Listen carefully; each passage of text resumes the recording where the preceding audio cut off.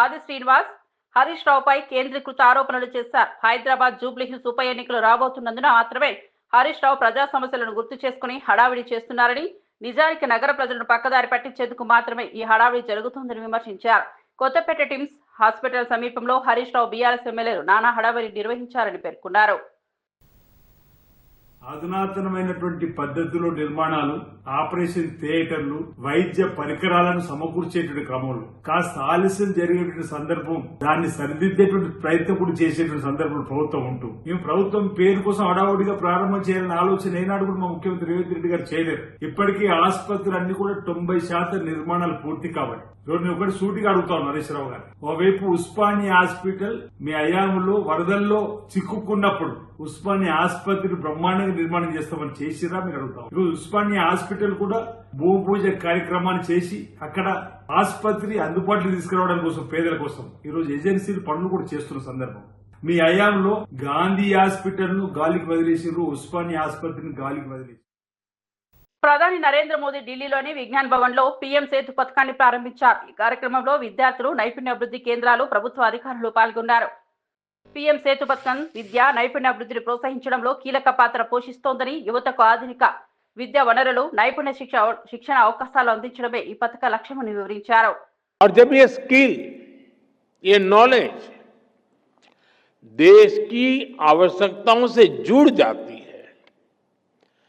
देश की जरूरतों को पूरा करने से जुड़ जाती है, तो इनकी ताकत कई गुना बढ़ जाती है। आज 21वीं सदी की मांग है कि हम देश की जरूरतों को ध्यान में रखते हुए local talent, local resources, local skills और लोकल नॉलेज को तेजी से आगे बढ़ाएं। और इसमें हमारी हजारों आईटीआईज की बहुत बड़ी भूमिका है। आज इन आईटीआईज में करीब 170 ट्रेड्स में हमारे नौजवानों को ट्रेनिंग दी जा रही है। बीते 11 सालों में 1.5 करोड़ से ज्यादा नौजवान इन ट्रेड्स में प्रशिक्षित हो चुके हैं। మాజీ మంత్రి వి శ్రీనివాస్ గౌడ్ మాట్లాడుతూ బీసీ రిజర్వేషన్ల జీవో తెచ్చినప్పటి విధానం తప్పుదారిలో ఉన్నప్పటికీ కాంగ్రెస్ నాయకులతో కలిసి కోర్టులో కేసులు పెట్టించారని విమర్శించారు. కోర్టులో కేసు ఉన్నప్పటికీ జీవో చెల్లదని తెలిసి ఉండడం అయినా రేవంత్ రెడ్డి స్థానిక సంస్థల నోటిఫికేషన్ ఇచ్చినట్లు పేర్కొన్నారు. చూసుకుంటామన్నారు, మీ అనుచరులే జియో రాకముందే కోర్టులు వేసింది, జియో వచ్చిన తర్వాత మళ్ళీ కోర్టులు వేసింది. హైకోర్టు క్లియర్గా ఈ ఆర్డర్ ఇచ్చింది. మీరు ఎలక్షన్ షెడ్యూల్ ఇచ్చినా 8th లోపల మీరు ఇచ్చినా మా తీర్పుకు అనుగుణంగానే ఉంటుంది, మీరు ఇచ్చిరని చెప్పి ముందుకు పోవద్దని చెప్పి హెచ్చరించింది. కానీ మీరు ముందుకు పోయినరు. మీరు 9th నుంచే మొత్తం ఎలక్షన్ ప్రాసెస్ స్టార్ట్ అయిపోయింది, 9th అక్టోబర్ నుంచి. అంటే మీరు 8th వరకు ఎలాంటి చర్యలు చేపట్టదని చెప్పిన తర్వాత, చేపట్టినా కూడా మీరు కోర్టు పరిధిలో ఉంటారు అని చెప్పిన తర్వాత, అనేక రాష్ట్రాల్లో ఈ జియోలు చెల్లవని చెప్పి మీరు చూసిన తర్వాత ఇలా మీరు ఈ జియోతోనే మీరు ఏమనుకుంటారంటే జియో ఇచ్చినాము కోర్టుకు పోయినారు మేమేం చేయాలి అనుకుంటారేమో. ఈ జియో చెల్లదని మీకు తెలియదా? మీ ఆత్మసాక్షిగా మీరు చెప్పండి. ప్రభుత్వంలో ఉన్నటువంటి మీరందరూ కూడా, క్యాబినెట్లో ఉన్న మీరందరూ కూడా మీరు ప్రమాణం చేసి, రాజ్యాంగం మీద ప్రమాణం చేసి మీరు పదవులు తీసుకున్నారు కదా, మీ మనస్ఫూర్తిగా ప్రమాణం చేసి చెప్పండి, ఈ జియో ద్వారా ఇది అమలు అవుతుందని ఈ భారతదేశంలో ఏ ముఖ్యమంత్రికి తెలియదా? ఏ ముఖ్యమంత్రికి తెలియదు, మీకొక్కరికే తెలిసిందా? మరి అన్ని 8 రాష్ట్రాల్లో ఈ జియో ద్వారా ఇస్తే కేసు కొట్టేసిర్రని చెప్పి మీకు తెలియదా? బీహార్లో కొట్టేసిండ్రు, మహారాష్ట్రలో కొట్టేసిండ్రు, మధ్యప్రదేశ్లో కొట్టేసిండ్రు, అంతకుముందు ఆంధ్రప్రదేశ్లో కొట్టేసిండ్రు, కర్ణాటకలో కొట్టేసిండ్రు, తమిళనాడులో కూడా అంతకుముందు జియో ఇస్తే కొట్టేసిండ్రు. ఇంకా అన్నిటికన్నా ముఖ్యం ఏంటంటే, దయచేసి ఇది ఎలక్షన్లో నిలబడాలనుకునే తహతాలాటలు వినాల.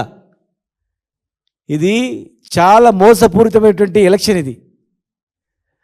మిత్రులారా, మహారాష్ట్రలో సేమ్ ఇదే విధంగా ఎలక్షన్ షెడ్యూల్ తర్వాత కోర్టుకు వెళ్ళిన తర్వాత తెలుసా, 2022 అంటే 2020 నుంచి 21-22 వరకు ఈ జీవో ద్వారా జెడ్పీటీసీలై జిల్లా పరిషత్ చైర్మన్లై 2 సంవత్సరాలు చేసిండ్రు. ఈ జీవో ఇష్యూ అయిన తర్వాత ఎలక్షన్ ప్రాసెస్ స్టార్ట్ అయిన తర్వాత హైకోర్టు ఏదో జడ్జిమెంట్ ఇచ్చింది. అంటే ఇది పాస్గా అయినట్లు కాదు, కేసు నడుస్తూ ఉంది, అడ్మిషన్ తీసుకొని కేసు నడుస్తుంది. తర్వాత సుప్రీంకోర్టులో వేసిండ్రు. సుప్రీంకోర్టు క్లారిటీగా ఇచ్చింది, ఇది చెల్లదు, ఇమ్మీడియట్గా మీరు దిగిపోవాల్సిందే, డీమ్ టు రిమూవల్ అని చెప్పి ఇమ్మీడియట్గా రిమూవల్ చేసింది. అంటే 2 సంవత్సరాలు వాళ్ళు ఈ జీవో ద్వారా ఎన్నికై జిల్లా పరిషత్ చైర్మన్లుగా, జెడ్పీటీసీలుగా, ఎంపీపీలుగా చేసిన తర్వాత 2 సంవత్సరాల తర్వాత మొత్తాన్ని అందరినీ కూడా దింపేసింది. అంటే దింపేసిన తర్వాత వాళ్ళ జీతభత్యాలు కూడా వాపసు తీసుకుంటారు, రికవర్ చేస్తారు. ఇలా కష్టపడి పట్టణాల్లో త్రాగునీటి సరఫరా వ్యవస్థను బలోపేతం చేయడానికి ఆంధ్రప్రదేశ్ ప్రభుత్వం పెద్ద ఎత్తున చర్యలు చేపడుతోంది. అమృత్ 2.0 పథకం కింద 10,250 కోట్లతో 221 ప్రాజెక్టుల అమలుకు రాష్ట్ర మంత్రివర్గం ఆమోదం తెలిపింది. ఈ విషయాన్ని మంత్రి పార్థసారథి వెల్లడించారు. ప్రాజెక్టులని చామ్ మోడల్ కింద అమలు చేయనున్నట్లు తెలిపారు.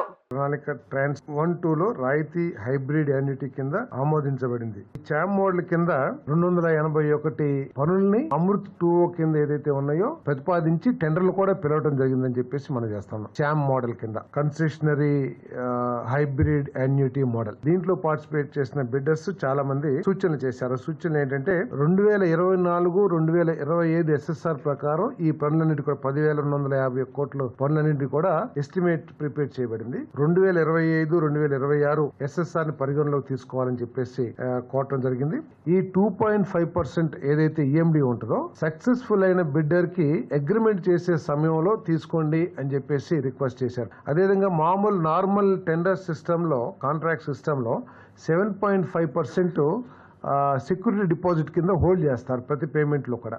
బిడ్డర్సే 40-60% వరకు పెట్టుబడి పెడుతున్నారు కాబట్టి ఈ 7.5% రద్దు చేయమని చెప్పేసి కూడా రిక్వెస్ట్ చేయడం జరిగిందని చెప్పేసి నేను మనవి చేస్తాను. ఏదైతే APU FIDC ఈ సంస్థ ఏదైతే ఉందో మేనేజింగ్ డైరెక్టర్ని 2,756.67 కోట్లు బదులు 2,980.9 కోట్లు కన్సెషనరీ సపోర్ట్ కింద పెంచమని చెప్పేసి కూడా రిక్వెస్ట్ చేయడం జరిగింది. ఏదైనా కూడా మొత్తం ప్రాజెక్ట్ కాస్ట్ లో 60% కన్సెషనరీస్, 40% అథారిటీ బేర్ చేయాలని చెప్పేసి రిక్వెస్ట్ చేశారు. దీనికి సంబంధించిన ప్రతిపాదన ఏదైతే ఉందో దాన్ని ప్రభుత్వం ఆమోదించడం జరిగిందని చెప్పేసి మనం చేస్తాను. విశాఖ ఎంపీ భరత్ వైసీపీ నేతలపై తీవ్ర స్థాయిలో మండిపడ్డారు. రాష్ట్రానికి వస్తున్న పెట్టుబడులను ఉద్దేశపూర్వకంగా అడ్డుకుంటున్నారని ఆరోపించారు. రాష్ట్ర అభివృద్ధి జరగడం వైసీపీకి ఇష్టం లేదని భరత్ వ్యాఖ్యానించారు. పెట్టుబడిదారుల్లో అనుమానాలు రేకెత్తించేందుకు వైసీపీ నేతలు ప్రయత్నిస్తున్నారని విమర్శించారు. క్యాబినెట్ క్లియరెన్స్ అయిపోవాలి, ల్యాండ్ అలొకేషన్ అయిపోవాలి, వాళ్ళు పెట్టుబడి పెట్టి బిల్డింగ్ కట్టేయాలి, ఇక్కడ ఉద్యోగులు కూడా వచ్చేసి స్థిరపడిపోతే ఉద్యోగులు వచ్చేసిన తర్వాత వైసీపీ దీన్ని ఏమీ అడ్డుకోలేరనే ఒక ఆలోచనతో మేము పనిచేస్తున్నాం. ఇది జరగడం వైసీపీ వాళ్ళకి ఇష్టం లేదు. ఇక్కడ వచ్చే పెట్టుబడులు ఎట్లా అడ్డుకోవాలి, ఈ ప్రాజెక్టు ముందుకు వెళ్ళకూడదు, ప్రాజెక్టు ముందుకెళ్ళిపోతే ఈ ప్రాంతం అభివృద్ధి చెందిపోతాయి, ఉద్యోగాలు వచ్చేస్తాయి, అందరు చైతన్యపడతారు అనేది వైసీపీకి భయం. ప్రజలు ఎదగడం వైసీపీ పార్టీకి ఇష్టం లే. ఉత్తరాంధ్ర ప్రజలందరూ ఒకసారి గమనించాలి. అభివృద్ధి జరగడం వైసీపీ నాయకులకి ఎవరికి ఇష్టం లేదనుకుంటా. మీరే ప్రజలే వాళ్ళని కొడుతూ ఉంటే వాళ్ళకి కొంతైనా బుద్ధి వస్తుందని నేను కోరుకుంటున్నాను. మాజీ మంత్రి అంబటి రాంబాబు కుటుంబంలో ఆనందం నెలకొంది. ఆయన కూతురు శ్రీజ అమెరికాలో వివాహ బంధంతో ఒకటయ్యారు. సన్నిహిత బంధువులు, స్నేహితుల సమక్షంలో ఆ వేడుకలు ఘనంగా నిర్వహించారు. అమెరికాలోని ప్రసిద్ధ వేడుకల వేదికలో జరిగిన ఈ వివాహానికి తెలుగు సమాజానికి చెందిన ప్రముఖులు కూడా హాజరయ్యారు. తణుకు ప్రాంతం మన ప్రాంతమే. మేము యాక్చువల్గా అయితే వీళ్ళిద్దరిని పిలిచి ఆంధ్రాలో పెళ్లి చేయాలి. కాకపోతే ఇక ట్రంప్ వ్యవహారం తెలుసు కదా మీకు, వస్తే మళ్ళీ రాయడం ఉద్దేశంతో నేను, నా వైఫ్ సుబ్బారావు గారి వైఫ్ మేమే ప్రత్యేకంగా ఇక్కడికి రావటం, ఈ దేవాలయంలో వివాహం జరుపుకోవటం మాకు చాలా సంతోషం. వాళ్ళిద్దరూ సుఖశాంతులతో అమెరికాలో చాలా చక్కగా ఉండాలని, మంచి భవిష్యత్తు ఉండాలని, ఒక డాక్టర్, ఒక సాఫ్ట్వేర్ ఇంజనీర్ కాంబినేషన్ ఇప్పుడు లేటెస్ట్ కాంబినేషన్. ఇదివరకు డాక్టర్ అయితే బిజీ అయిపోయి ఇబ్బంది పడుతున్నారని ఇప్పుడు అంతా కూడా లేటెస్ట్గా ఇలా సెలెక్ట్ చేసుకున్నారు. చాలా సంతోషం. మా శ్రీజ అండ్ జాస్తి హర్ష ఇద్దరు కలిసి వివాహం చేసుకోవాలని అనుకుని మాకు కబురు చేశారు. మేము కూడా వచ్చి వారిని ఆశీర్వదించేదానికి కార్యక్రమం చేశాం. నిజానికి హర్ష ఫాదర్ మదర్ రావాలి, వాళ్ళు పాపం 3 సార్లు ట్రై చేశారు వీసా కోసం, 3 సార్లు రిజెక్ట్ అయింది. నిజంగా చాలా బాధాకరమైన విషయం. వాళ్ళ ఫాదరు మదరు ప్రజెన్స్ లేకోకుండా ఇవాళ పెళ్లి జరిగింది. సరే కొన్ని సంఘటనలు మనం వాటిని తప్పించలేము. ఆ విధంగా జరిగింది. పాపం వాళ్ళ ఫాదర్ మదర్ అక్కడుండి వీడియో లైవ్లో ఆస్వాదిస్తున్నారు. మళ్ళా ఎప్పుడో ఇండియా వస్తారు, ఘనంగా అందరిని పిలిచి నా కొడుకుని నా కూతుర్ని అదేవిధంగా అల్లుడిని ఇద్దరిని రిసెప్షన్ లాగా పెట్టి, అది 2 సంవత్సరాలకు వస్తారా 3 సంవత్సరాలకు వస్తారా ఓ కెనాట్ సే, ఇప్పుడు వస్తే అప్పుడు చాలా ఘనంగా చేసి అందరికీ పరిచయం చేస్తాను ఇండియాలో ఉండే వాళ్ళందరికీ అని కూడా ఈ సందర్భంగా నేను మనవి చేస్తున్నాను. విష్ణు మా బంధువు విష్ణు సెయింట్ లూయిస్లో ఉంటాడు. నా వీడియోలు చూసి ఆయన వైఫ్ అందరూ వచ్చారు. వస్తా వాళ్ళ దొడ్లో సొరకాయలు బండి అంట, సొరకాయలు ఇంకేవో అన్ని కాయలు తీసుకొచ్చాడు. ఆయన వచ్చిన దగ్గర నుంచి వండుకోవటం మొదలెట్లా రాయల్ రెడ్డి సార్, ఫ్లారిడా నుంచి వచ్చాడు గోహిత్ రెడ్డి. ఆసుపత్రి ప్రారంభం ఆలస్యం అవుతోందని బీఆర్ఎస్ సీనియర్ నేత హరీష్ రావు తీవ్ర ఆగ్రహం వ్యక్తం చేశారు. 2 సంవత్సరాల నుంచి ఆసుపత్రి పూర్తి కాలేదని మండిపడ్డారు. తాము అధికారంలో ఉన్నప్పుడు భూసేకరణ నుంచి డిజైన్లు, టెండర్లు, 6 అంతస్తుల భవన నిర్మాణం వరకు పూర్తి చేశామని గుర్తు చేశారు. కానీ ప్రస్తుత ప్రభుత్వం 2 సంవత్సరాల్లో 5 ఫ్లోర్లు మాత్రమే వేసిందని విమర్శించారు. బీఆర్ఎస్ ప్రభుత్వం కొనసాగి ఉంటే టిమ్స్ ఆసుపత్రి గత ఏడాదికే ప్రారంభమై ప్రజలకు సేవలు అందించేదని వ్యాఖ్యానించారు. కేసీఆర్ గారు ప్రభుత్వం నిర్ణయించింది. దాంట్లో భాగంగా ఎల్బీ నగర్ లో 1000 పడకల ఆసుపత్రి, మల్కాజ్గిరిలో 1000 పడకల ఆసుపత్రి, ఎర్రగడ్డలో 1000 పడకల ఆసుపత్రి, నిమ్స్ 2000 పడకల ఆసుపత్రి కొత్తగా నిర్మించాలని, తద్వారా హైదరాబాద్ నగరంలో 5000 పడకల సూపర్ స్పెషాలిటీ ఆసుపత్రులు నిర్మించాలని మరో 100 ఏళ్ల ముందు చూపుతూ ఆనాడు కేసీఆర్ గారు నిర్ణయం తీసుకున్నారు. గతంలో అనేక రాష్ట్ర ప్రభుత్వాలు పనిచేసినప్పటికీ ఎప్పుడో నిజాం కాలంలో కట్టిన గదే ఉస్మానియా, గదే గాంధీ, గదే కింగ్ కోటి హాస్పిటల్, నీలోఫర్ హాస్పిటల్ తప్ప కొత్త ఆసుపత్రులు గత ప్రభుత్వాలు ఎవరు కూడా పెరుగుతున్న జనాభాకు తగ్గట్టుగా ఆసుపత్రుల నిర్మాణం జరగలేదు. కానీ కరోనా వచ్చిన తర్వాత కేసీఆర్ గారు రాష్ట్ర ప్రజల ఆరోగ్యం, పేదల ఆరోగ్యాన్ని దృష్టిలో పెట్టుకొని ఇలా పేదలు కార్పొరేట్ ప్రైవేట్ ఆసుపత్రులకు వెళ్లి అప్పుల పాలవుతున్నారు, వారికి సరి అయిన వైద్యం అందడం లేదని, ఈ కొత్తగా వస్తున్న రోగాలను పేదల ఆరోగ్యాన్ని దృష్టిలో పెట్టుకొని పేదలకు ప్రభుత్వ రంగంలో కార్పొరేట్ సేవలు అందించాలి, సూపర్ స్పెషాలిటీ వైద్య సేవలు అందించాలని ఈ 4 టిమ్స్ ఆసుపత్రిని వరంగల్లో 2000 పడకల హెల్త్ సిటీని కేసీఆర్ గారు ప్రభుత్వం ప్రారంభించారు. దీనికి అవసరమైన అన్ని నిధులు కూడా కేటాయించారు. దానికి డబ్బులకు కూడా ఇబ్బంది లేకుండా నిధుల సమీకరణ కూడా కేసీఆర్ ప్రభుత్వమే చేసింది. ఆనాడు కేసీఆర్ ప్రభుత్వ హయాంలో పనులు ప్రారంభమైనాయి. ఇవాళ కాంగ్రెస్ గవర్నమెంట్ వచ్చి దాదాపు 2 సంవత్సరాలు పూర్తయితున్నా ఈ ఆసుపత్రులను పట్టించుకోవడం లేదు. ఇప్పుడు మనం ఎల్బీ నగర్ టిమ్స్ ఆసుపత్రి దగ్గర ఉన్నాం. ఇవాళ గౌరవనీయులు సుధీర్ రెడ్డి ఎమ్మెల్యే గారి నాయకత్వంలో వారి నియోజకవర్గంలో ఉన్న టిమ్స్ ఆసుపత్రిని విజిట్ చేయడానికి వచ్చాం. ఇక్కడ ఏమైంది? ఆనాడు భూసేకరణ చేసింది కేసీఆర్ ప్రభుత్వం, టెండర్లు పిలిచింది కేసీఆర్ ప్రభుత్వం, డిజైన్లు పూర్తి చేసింది కేసీఆర్ ప్రభుత్వం, నిధులు సమీకరించింది కేసీఆర్ ప్రభుత్వం. ఆ రోజు సెల్లార్తోని మొదలుకొని 6 అంతస్తుల వరకు భవన నిర్మాణాన్ని పూర్తి చేసింది కేసీఆర్ ప్రభుత్వం. మరి 2 ఏళ్లలో కాంగ్రెస్ ప్రభుత్వం ఏం చేసిందయ్యా అంటే ఒక 5 ఫ్లోర్లు మాత్రమే వేశారు. ఇంకా పూర్తి కాలే. ఫ్లోర్లు వేయడం, స్లాబులు వేయడం కూడా పూర్తి కాలేదు. నిజంగా బీఆర్ఎస్ ప్రభుత్వమే ఉండుంటే ఇప్పటికే ఏడాది కిందనే ఈ ఆసుపత్రి ప్రారంభమై ప్రజలకు సేవలు అందించేది. రేవంత్ రెడ్డికి ఎక్కడ కేసీఆర్ కు పేరు వస్తుందో, ఎక్కడ బీఆర్ఎస్ ప్రభుత్వాన్ని ప్రజలు గుర్తు చేసుకుంటారో అని కావాలనే ఈ ఆసుపత్రి యొక్క నిర్మాణాన్ని స్లో చేస్తా ఉన్నారు. అంటే ముందు చూపు లేని మందబుద్ధి కలిగిన నాయకులు వీళ్ళకి ఎంతసేపు రాజకీయమే తప్ప ప్రజలంటే పట్టదు, పేద ప్రజల వైద్యం పట్టదు. ఎందుకు 2 సంవత్సరాలు ఆటో డ్రైవర్ల సేవలో పథకం ద్వారా రాష్ట్ర వ్యాప్తంగా దాదాపు 3 లక్షల మంది డ్రైవర్లకు లబ్ధి చేకూరనుందని పవన్ కళ్యాణ్ అన్నారు. ఆటో, టాక్సీ, మ్యాక్సీ క్యాబ్ డ్రైవర్ల సంక్షేమం కోసం ప్రభుత్వం ప్రత్యేకంగా ఈ పథకాన్ని రూపొందించిందని పేర్కొన్నారు. ప్రజల సమస్యలని వాటిని పరిష్కరించడం కూటమి ప్రభుత్వ ప్రధాన లక్ష్యమని స్పష్టం చేశారు. ప్రతి ఆటో డ్రైవర్ కి ఈ రోజున 15,000 జమ చేస్తూ దాదాపు 3 లక్షల ఇంకా సరిగ్గా చెప్పాలి 2,90,000 మందికి ఈ ఆటో డ్రైవర్ సేవల పథకం ద్వారా లబ్ధి చేకూరుండగా మీ అందరి కోసం ప్రభుత్వం ఆర్థిక ఇబ్బందులు ఉండి 436 కోట్ల భారాన్ని ఈ రోజున రాష్ట్ర ప్రభుత్వం చాలా ఆనందంగా మోస్తుంది. అంటే మీకు ఈ చిన్నపాటి ఊతం ఇవ్వగలిగితే అది భారం అయినప్పటికీ కూడా మీకు ఆనందంగా మోస్తుంది ఈ ప్రభుత్వం. ప్రజల సమస్యలు విని వాటిని పరిష్కరించడమే కుటుంబ ప్రభుత్వం లక్ష్యం. ఇచ్చిన మాట నిలబెట్టుకుంటూ వాగ్దానాలను కార్యరూపం దాల్చుతూ ముందుకు సాగుతూ ఉన్నాం. ఆటో డ్రైవర్లకు అండగా నిలబడి వారి జీవనోపాధి కాపాడటం కోసం కుటుంబ ప్రభుత్వం బాధ్యతగా భావిస్తున్నాం. ప్రజాప్రభుత్వం ఆటో డ్రైవర్ల అకౌంట్లో ప్రతి వ్యక్తికి 15,000 జమ చేయనుందని నారా లోకేష్ తెలిపారు. ఆటో డ్రైవర్లు ఊరుగా పట్టణాల్లో ప్రజా అవసరాలకు ముఖ్యమైన సేవలు అందిస్తున్నారని పేర్కొన్నారు. వారి ఆర్థిక సమస్యలను తగ్గించడమే ఈ పథకం ముఖ్య ఉద్దేశమని తెలిపారు. డ్రైవర్ల రుణాలను తీర్చిదిద్దేందుకు సౌకర్యం కల్పించడానికి ప్రభుత్వం ఈ పథకాన్ని ప్రవేశపెట్టిందని తెలిపారు. స్కూల్కి తీసుకెళ్లి తిరిగి తీసుకొచ్చేది మా ఆటో డ్రైవర్లు.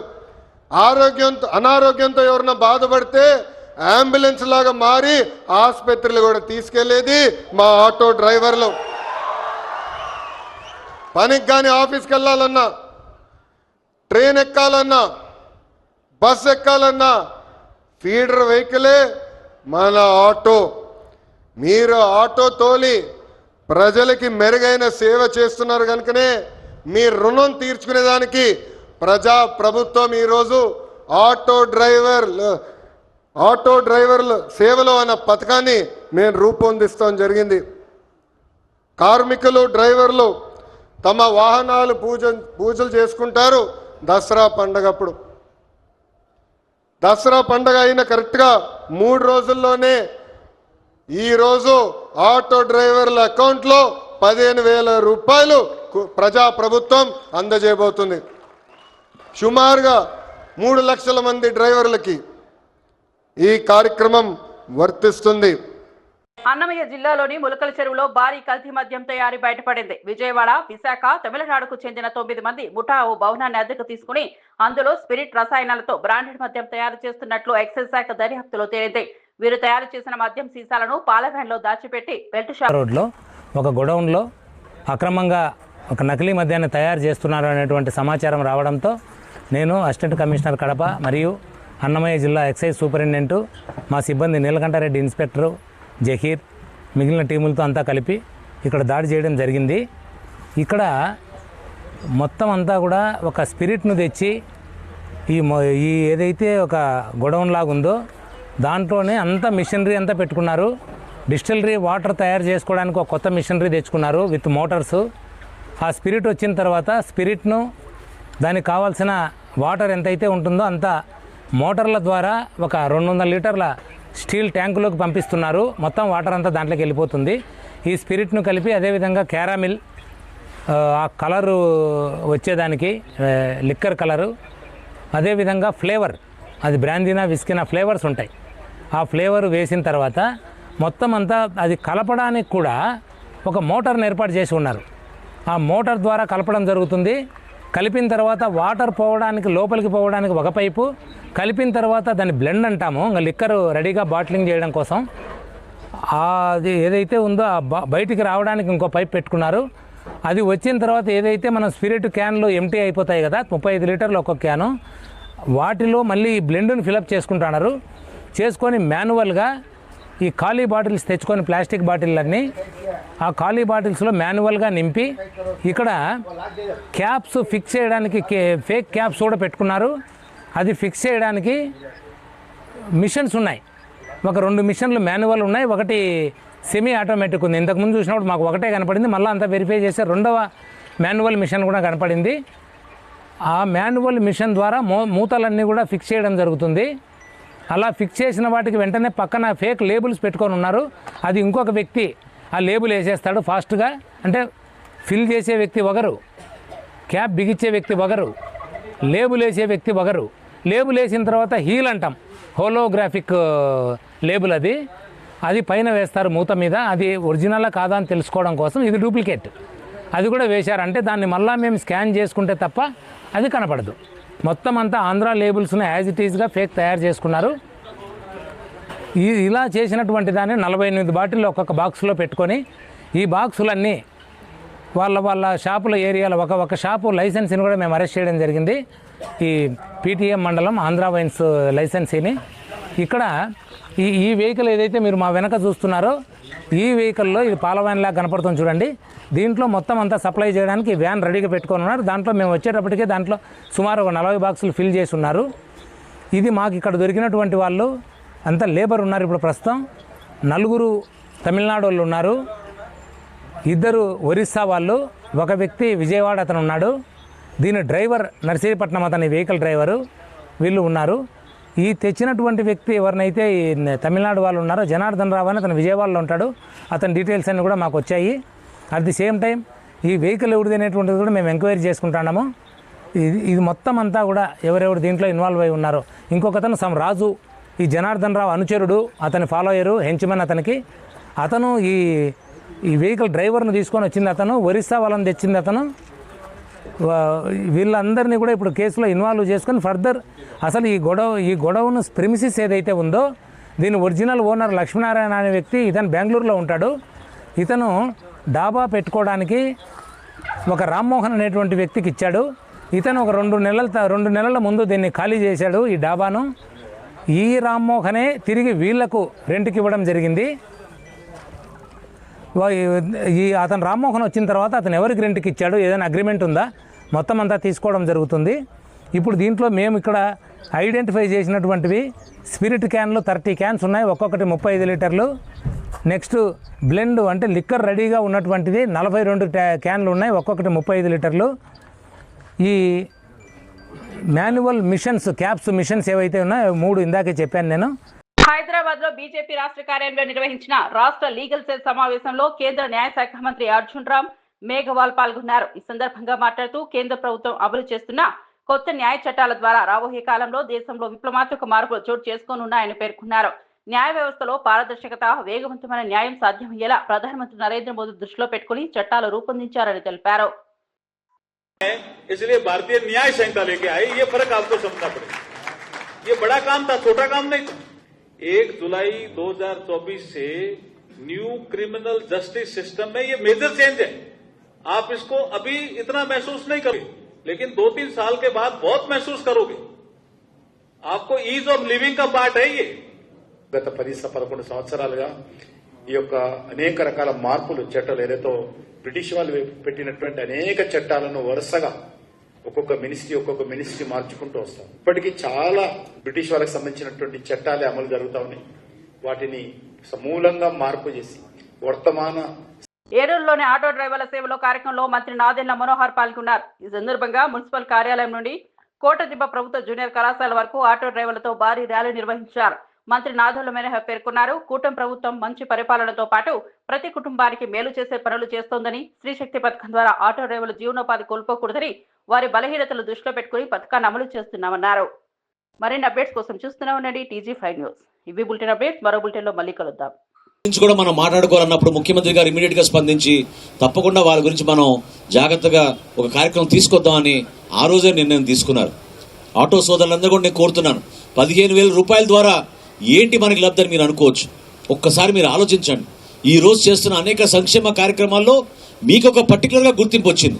మనకి ఏలూరు నగరంలోనే 1880 మందికి 2,68,00,000 రూపాయలు ఈ రోజున ఈ 15,000 రూపాయల పథకం ద్వారా వాళ్ళకి అర్హత దొరుకుతోంది.